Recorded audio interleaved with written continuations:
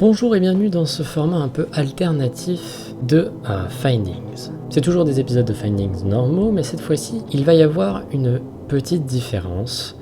C'est qu'il y aura un côté un peu plus investigatif. J'essaierai de regarder à l'intérieur d'une histoire, à l'intérieur d'un événement qui s'est passé sur Internet, et essayer de vous donner mes déductions vis-à-vis de celle-ci. J'ai bien évidemment écrit une sorte de script, mais c'est plus des idées, et l'objectif est d'être beaucoup plus spontané.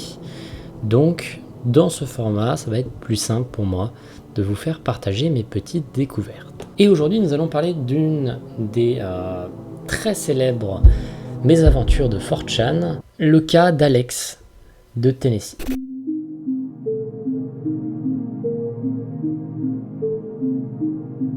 C'est assez rare qu'on trouve des gens sur internet qui ne connaissent pas 4chan parce que 4chan a une très mauvaise réputation. 4chan est un site d'image board, c'est-à-dire un site sur lequel on peut poster des images et les gens peuvent réagir en dessous en créant des threads, quoi. La grande différence de 4chan avec la majorité des image boards qui existent sur internet, c'est que 4chan est entièrement anonyme. Aucun des utilisateurs n'a d'identifiant et donc ça permet à certaines personnes de délivrer leur côté le plus sale et d'être sans limite. Ce qui donne donc parfois un côté un peu polémique au site et vraiment une très mauvaise réputation en général. Mais parfois donc sur 4chan il se passe des choses un peu étranges. Il y a eu beaucoup d'histoires de meurtriers qui notamment montraient leur meurtre plusieurs heures avant que la police n'intervienne. Enfin bref, 4chan c'est un nid de choses affreuses, mais c'est aussi un peu un nid de choses affreuses qui est un peu fantasmé. Les gens fantasment sur 4chan, un peu comme on fantasme sur le Darknet.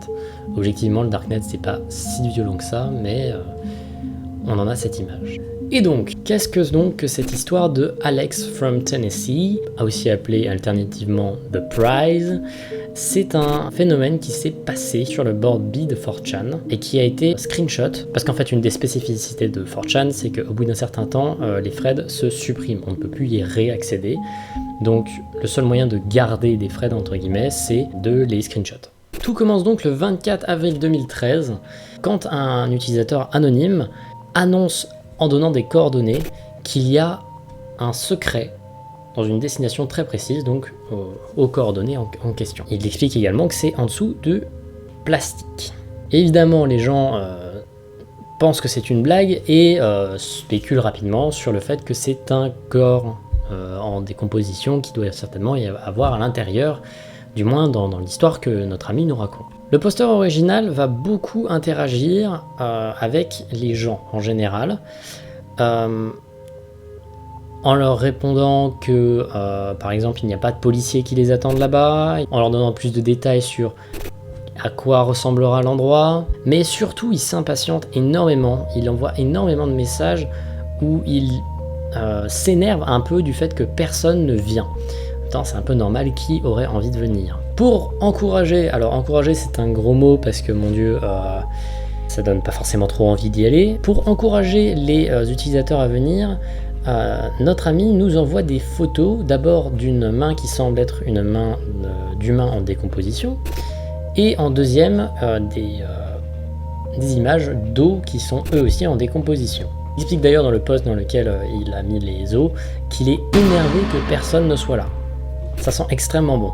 Il précise plusieurs fois que c'est un prix, donc c'est le fameux prize, est en plastique, en montrant de nombreuses photos de sacs en plastique qui semblent être donc des body bags, des endroits où on met des corps. Il envoie même une photo d'une feuille de papier sur laquelle il écrit « Please come ». Le gars insiste énormément sur le fait que les gens doivent venir. Et un jour arrive un bonhomme, Alex. Alex vient du Tennessee et se rend compte que c'est un endroit qui est très proche de chez lui en fait, la fameuse destination qu'avait mis le poster original. Il crée donc lui-même son propre thread et se rend à l'endroit en question et décide d'explorer. Pendant l'intégralité de son investigation, il va agrémenter de photos au fur et à mesure de son avancée. Donc Alex arrive très vite à la destination en question et va dans des endroits souterrains qui étaient largement suggérés par le poster original. Et il se balade un peu, il remarque un peu que c'est un endroit vraiment dégueulasse, sale, vraiment un endroit insalubre, un endroit pas cool, un endroit où t'es pas censé rester, donc il fait déjà une grosse erreur, c'est qu'il reste. Et à un moment, il trouve un sac en plastique, donc un sac de poubelle en plastique, et il trouve donc un prix. À l'intérieur de ce sac en plastique, il y a ce qui semble être, selon Alex, un rat ou une chauve-souris morte et en train de se décomposer, avec également une assiette en plastique sur laquelle il est écrit « Ouvre le prix, cache tes yeux ». Mais également, ce qui est très intéressant, c'est qu'il tombe sur un disque dur. Et ça c'est bon signe. Généralement, ça amène à des mystères beaucoup plus intéressants. Et donc tout le monde commence à hyper le disque dur parce qu'il peut y avoir des trucs intéressants. Mais Alex peut pas l'exploiter pour l'instant. Du coup, il continue son investigation. Ensuite, il prend l'assiette en plastique en question et voit que l'intérieur qui était plié, donc qu'on ne pouvait pas voir, avait un message écrit dessus qui concrètement lui dit qu'il n'aurait pas dû venir ici et que le posteur original avait menti. Alex est officiellement dans la merde, et pourtant il continue son investigation jusqu'à un moment où il entend au-dessus de lui, parce que je vous rappelle il est dans des souterrains là, il entend une voiture rouler lentement sur le gravier au-dessus. Alors là il va essayer de trouver une manière de s'en sortir. Il cherche donc des portes supplémentaires, des endroits qui pourraient être des sorties alternatives. Parce qu'il sait très bien que l'entrée par laquelle il est passé, s'il passe par là, il va forcément rencontrer le gars un peu taré qui lui a offert un rat mort, quoi. Il précise d'ailleurs qu'il entend la personne en question.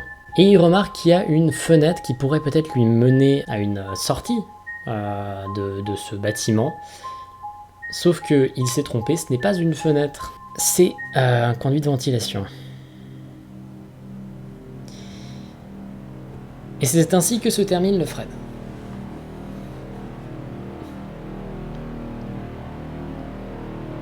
C'est génial. C'est vraiment génial. C'est évident que c'est faux. C'est évident que c'est faux. C'est évident d'ailleurs que Alex est la même personne qui a commencé, qui a fait les premiers trucs.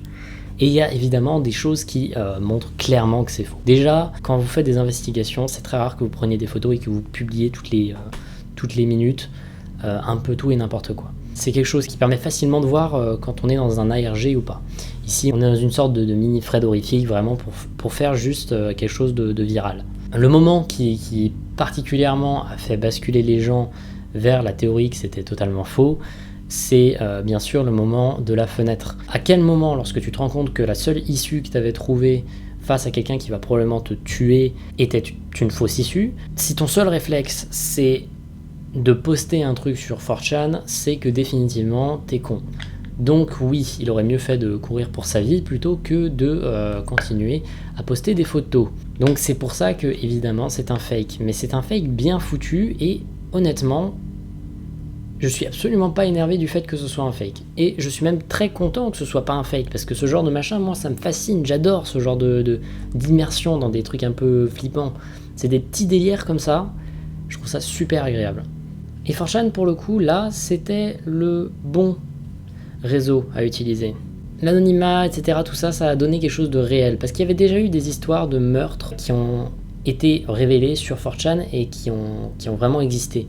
Même des histoires de suicide, parfois de manière complètement ridicule d'ailleurs. Là, c'était cohérent, mais c'est un fake, et j'en suis persuadé.